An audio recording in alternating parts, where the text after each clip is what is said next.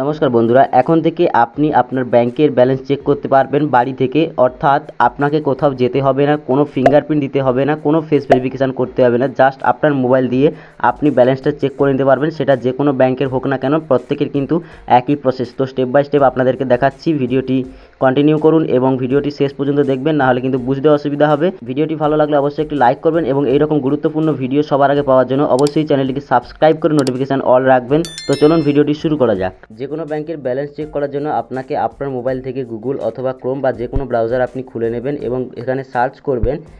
Example আমি PNB অর্থাৎ Punjab national ব্যাংকে করে দেখাচ্ছি, তো আপনারা অন্যান্য ব্যাংকের থেকেও করতে পারেন। তো এখানে আমি লিখছি PNB SMS check missed call number, এটা লিখে আমি সার্চ করছি। আপনার ব্যাংক যদি এইচডিএফসি হয়ে থাকে, ঠিক একইভাবে পিএনবি থেকে এইচডিএফসি করবেন, এবং স্টেট ব্যাংক হয়ে থাকলে সেক্ষেত্রেও আপনি স্টেট ব্যাংক করে দেবেন। তারপরে দেখুন এখানে প্রথমে আমাকে একটা নাম্বার শো করাচ্ছে 1800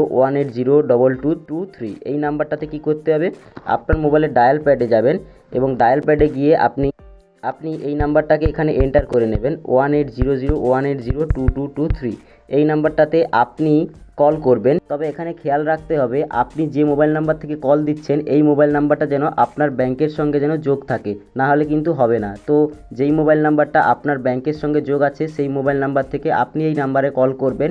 এই নাম্বারে কল করার পর আপনাকে কলটি তারা thank you for calling PNB বলবে বা থ্যাংক ইউ কলিং এইচডিএফসি, এই সব বলার পর কলটা কিন্তু অটোমেটিক্যালি কিন্তু কেটে যাবে। কলটা কেটে যাওয়ার পর আপনার মোবাইলে কিন্তু এসএমএসের মাধ্যমে ব্যালেন্সটা কিন্তু শো করাবে।